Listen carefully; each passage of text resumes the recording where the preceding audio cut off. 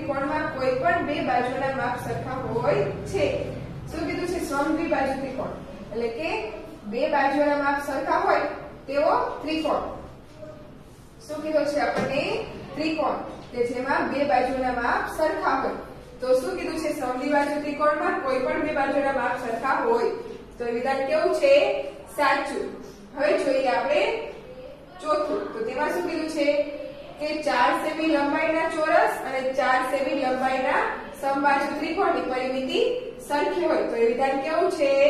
ખોટું.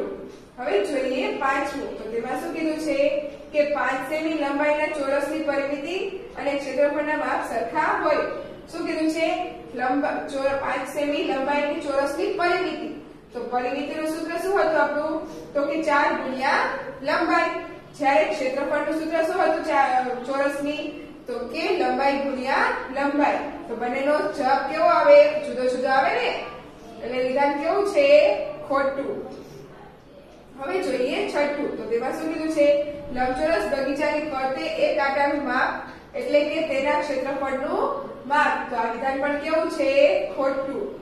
હવે જોઈએ સાતમું. તો તેમાં શું કીધું છે કે 3 સેમી 4 સેમી અને 5 સેમી લંબાઈ ધરાવતા ત્રિકોણની પરિમિતિ 12 સેમી છે. તો આપણે ત્રિકોણની પરિમિતિનું સૂત્ર શું હતું? તો કે 3 ગુણ્યા લંબાઈ. તો આપણને લંબાઈ આપી દીધી છે. શું આપી છે? તો કે આપણે શું કરવાનું થશે? પરિમિતિ કીધી છે.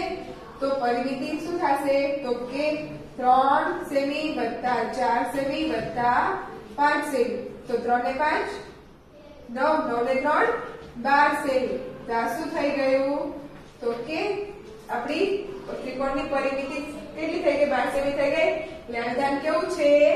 સાચું. હવે જોઈએ આઠમું. તો તેમાં શું કીધું છે? 30 સેમી દોરીમાંથી સમબાજુ ત્રિકોણ બનાવતા ત્રિકોણની દરેક બાજુ 30 સેમીની થાય. કેવો કીધો છે? સમબાજુ ત્રિકોણ કે જેની બધી બાજુના માપ કેવા હોય? સરખા. તો ત્રિકોણની બાજુઓ કેટલી હોય? 3. તો 30 ભાગ્યા 3. તો 3 ને 30 એટલે કેટલા આવે? તો કે 10. એટલે આ વિધાન કેવું છે? સાચું. હવે જોઈએ આપણે નવમું. તો તેમાં શું કીધું છે? સરખા ક્ષેત્રફળ વાળા બે ચોરસની બાજુની લંબાઈ સરખી હોય છે. શું કીધું છે? સરખા ક્ષેત્રફળ વાળા બે ચોરસની બાજુની લંબાઈ કેવી હોય? સરખી. તો એ વિધાન કેવું છે? સાચું. હવે જોઈએ 10મું. તો તેમાં શું કીધું છે? સરખા ક્ષેત્રફળ વાળા બે લંબચોરસની લંબાઈ અને પહોળાઈ સરખી હોય છે. તો વિધાન કેવું છે? ખોટું. સરખા ક્ષેત્રફળ હોય પરંતુ બંને લંબચોરસની લંબાઈ અને પહોળાઈ સરખી હોઈ શકે નહીં. એટલે આ વિધાન કેવું છે? ખોટું. હવે જોઈએ આપણે પ્રશ્ન નંબર 5. તો તેમાં શું કીધું છે? ચોરસની ગણતરી કરીને નીચેની આકૃતિના ક્ષેત્રફળ શોધો. તો જુઓ હવે આપણે શું કરવાનું છે? તો આપણને આ ત્રિકોણ આપ્યો છે. એક પેલું, પછી આમાં શું છે? તો કે રકમ આવી રીતનું આપી છે આકૃતિ, એ બીજું છે. અને આ ખડા આકાર જેવું છે એ શું છે? ત્રીજું. તો આપણને આમાં શું કીધું છે? તો જો વિગત આપી છે. શું કીધું છે કોષ્ટકમાં? વિગત આકૃતિ 1, આકૃતિ 2 અને આકૃતિ 3. તો શું કીધું છે? આખા ચોરસ કેટલા છે આકૃતિ 1 માં? તો જો આમાં આખા ચોરસ હોય એ ગણવાના, આધા આધા ગણવાના નહીં. તો આખા ચોરસ કેટલા થાય છે આ બધા? તો કે 1 2 3 4 5 6 7 8 9 10 11 12 13 14 15 16 17 18 19 20 21 22 23 24 25 26 27 28 29 30. કેટલા થયા? 30. એટલે કે આખા ચોરસ કેટલા થયા? તો કે 30. પછી આકૃતિ 2 માં આખા ચોરસ કેટલા થાય છે? તો કે 1 2 3 4 5 6 7 8 9 10 11 12 13 14. કેટલા થયા? 14. અને આકૃતિ 3 માં આખા ચોરસ કેટલા થયા? તો કે 1 2 3 4 5 6 ને 7. કેટલા થયા? 7. આપણે અડધા અડધા ચોરસ ગણ્યા નહીં. તો આખા ચોરસ બધામાં આવી ગયા. હવે કેટલા કીધા છે? તો કે અડધા ચોરસ. એટલે કે અડધા ચોરસ થતા હોય એ ગણવાના છે. તો અડધા કયા થાય છે? તો કે 1 2 3 4 5 6 7 8 9 10 11 ને 12. કેટલા થાય છે? 12. એટલે 12 છે. તો આપણે આખા કરવા હોય તેના તો 12 ના ડબલ અડધા કરવા પડે. એટલે કે 12 ના છેદમાં 2 કરીએ એટલે આપણે આખા મળી જાય ને. એટલે 6 દુ 12 એટલે કેટલા આવશે? તો કે 6. એટલે કે 6 આખા થાય. પછી હવે આપણે શું કરવાનું છે? અડધા ચોરસ ગણવાના છે પણ બીજી આકૃતિમાં. તો હવે બીજી આકૃતિમાં અડધા કેટલા થાય છે? તો કે 1 2 3 ને 4 કેટલા થાય છે 4 તો એને આપણે આખા કરવા હોય તો 4/2 કરવા પડે તો કેટલા થઈ જાય 2 આખા પછી એવી રીતના અડધા ચોરસ કેમાં ગણવાના ત્રીજી આકૃતિમાં તો કેટલા થાય છે 1 ને 2 3 ને 4 કેટલા થાય છે 4 તો અહીંયા કેટલા આવશે 4 આવશે તો જો આમાં અડધા કેટલા છે તો કે 1 2 પછી આ 3 ને 4 અને આ છેદ છે એટલે એ 2 ગણી લેશું એટલે કે 1 ને 2 3 ને 4 એટલે એમાં આ પણ આવી ગયા પછી 5 ને 6 7 ને 8 કેટલા થયા 8 થયા એટલે કે 8 અને એના આપણે આખા ગણવા હોય તો તેના અડધા કરીએ એટલે કેટલા થઈ જશે 4 આખા તો હવે આપણને શું કીધું છે કે અડધાથી વધારે ચોરસ તો અડધાથી વધારે ચોરસ હોય એવા છે તો જો આમાં અડધાથી વધારે હોય એવા છે તો કે નથી હવે છે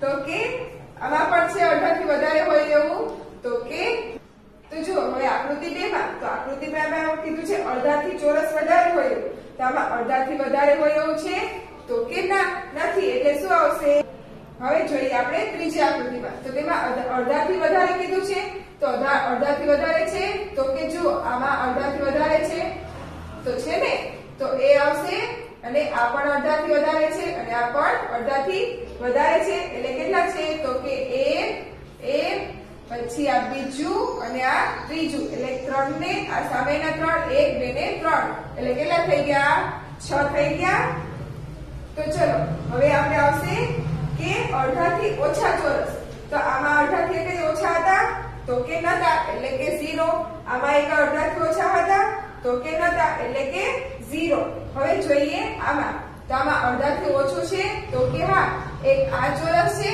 એક આ ચોરસ છે એક આ છે અને એક આ છે એ બંને અડધાથી ઓછા છે તો એમાં કેટલા આવશે 4 આવી ગયા હવે જોઈએ આપણે ક્ષેત્રફળ તો ક્ષેત્રફળ શોધવાનું છે તો શું મળશે ક્ષેત્રફળ આપણને તો કે કુલ આપણે આ જે લખ્યા છે એ કરવાના તો 30 અને 12 એટલે કે આ 12 હતા એના અડધા કર્યા હતા આપણે એટલે કે 6 એટલે 30 ને 6 તો કે 36 ચોરસ સેમી પછી આમાં કેટલા થશે તો કે 14 અને 2 એટલે 2 આખા હતા ને એટલે એ લેવાના એટલે 14 ને 2 તો કે 16 ચોરસ સેમી 16 થશે હવે આમાં કેટલા થશે તો કે 7 હતા 7 માં પછી 1 નાખીએ એટલે કે 8 8 માં પછી આપણે 4 નાખીએ તો 4 નાખીએ 8 માં એટલે કેટલા થઈ જાય તો કે આ 4 ફ્રેન્ડ્સ આપણે હવે શું કરવાના છે તો કે આપણે આમાં આખા ચોરસ કરવાના છે ને તો જો 7 તો 7 તો આપણે આખા હતા જ છે અને આમાં અડધા હતા તો અડધાનો 1 હતો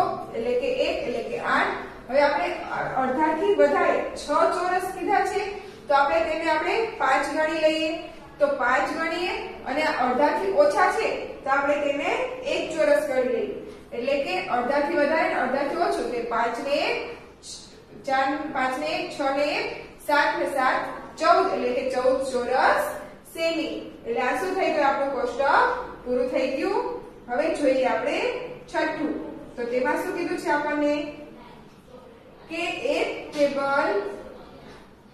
ટેબલની ઉપરની સપાટીનું માપ 3 મીટર અને 25 સેમી અને 2 મીટર અને 50 સેમી છે તો ટેબલની સપાટી પરિમિતિ કેટલી થાય શું કીધું છે આપણને ટેબલની સપાટીની પરિમિતિ કેટલી થાય એ આપણે કહેવાનું છે શું કીધું છે એક ટેબલ ઉપરની સપાટીનું માપ હવે 1 સેમી બરાબર આપણને માપ આપ્યું છે 1 મીટર આપ્યું છે ને 1 સેમી માં આપ્યું છે તો આપણે શું કરવાનું તો કે 1 સેમી બરાબર કેટલા મીટર થાય તો કે 100 સેમી બરાબર 1 મીટર થાય ને એટલે આપણે લખવાનું કે 100 સેમી બરાબર 1 મીટર તો હવે આપણને શું કીધું છે કે ટેબલ પરની લંબાઈનું માપ આપ્યું છે કેટલું છે તો 3 મીટર અને 25 સેમી તો આપણે લંબાઈ શું મળશે આપણી લંબાઈ છે ને લંબાઈ આપણે 1 મીટરમાં અને સેમીમાં બંનેમાં આપ્યું છે તો આપણે મીટરમાં ફેરવવું પડે ને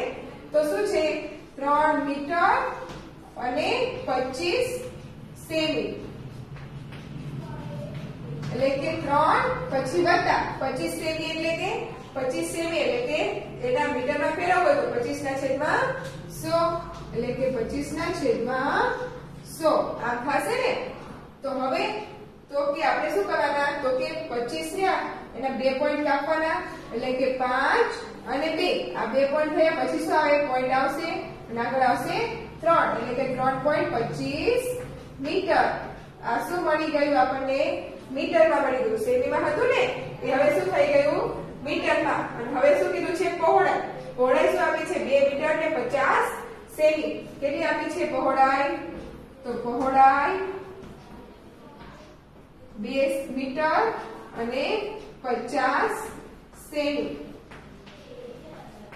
તો જો 2 મીટર ને 50 સેમી કીધું છે તો 2 મીટર એમનામ જ અને 50 સેમી છે એને આપણે કરવાનું ને તો 50 સેમી છે તો 50 ના છેદમાં શું કરવાના થશે તો કે 50 ના છેદમાં કરવાના થશે 100 એટલે શું થઈ જશે તો કે 2 મીટર છે તો 2 એમનામ જ અને 50 ના છેદમાં 100 તો કેટલા પોઈન્ટ કાપવાના થશે 2 પોઈન્ટ કાપવાના એટલે કે પોઈન્ટ કાપીએ તો 0 અને 5 એટલે કે 50 એમના એમ કપાય છે એટલે કે 2.50 મીટર આ શું મળી ગયું આપણો તો કે આ મળી આપણી પહોળાઈ તો લંબાઈ ને પહોળાઈ બંને મળી ગયું ને શું મળ્યું લંબાઈ તો કે 3.25 મીટર અને પહોળાઈ 2.50 મીટર તો હવે આપણે શું શોધવાનું છે તો કે ટેબલની સપાટીની પરિમિતિ તો ટેબલ આપણું કેવું હોય લંબચોરસ હોય ને એટલે કે લંબચોરસની પરિમિતિ તો આપણે ચલો લંબચોરસની પરિમિતિ શોધી લઈએ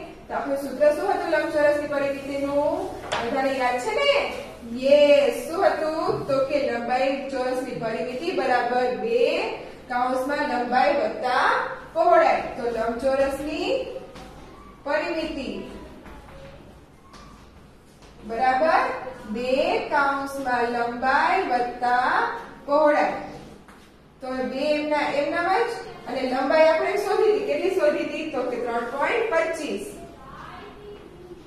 અને વત્તા પહોળાઈ તો પહોળાઈ પણ આપણને મળી ગઈ કેટલી મળી હતી તો કે 2.50 આ મળી તો હવે તો કે આ બંનેનો શું કરવાનો છે આપણે સરવાળો તો સરવાળો કરવામાં શું ધ્યાન રાખવાનું તો કે પોઈન્ટ થયા એ પોઈન્ટની નીચે જવો જોઈએ એટલે કે 3.25 પછી 2.50 તો જુઓ પોઈન્ટની નીચે આવ્યો ને પોઈન્ટ હંમેશા પોઈન્ટની નીચે આવવો જોઈએ નકર શું થાય આપણો દાખલો ખોટો તો આપણે શું કરવાનો છે બંનેનો સરવાળો કરવાનો છે તો 5 અને 5 ને 2 7 પોઈન્ટ નીચે પોઈન્ટ મૂકી દેવાનો 3 ને 2 5 તો શું આવે આપણો જવાબ તો કે ગુણ્યા 5.75 શું આવ્યો તો કે 5.75 અને જો આપણે આ ગુણાકારમાં ન કરવો હોય તો આપણે આને કૌંસમાં પણ રાખી શકાય હવે શું કરવાનો છે તો કે હવે આ બંનેનો કરવાનો છે આપણે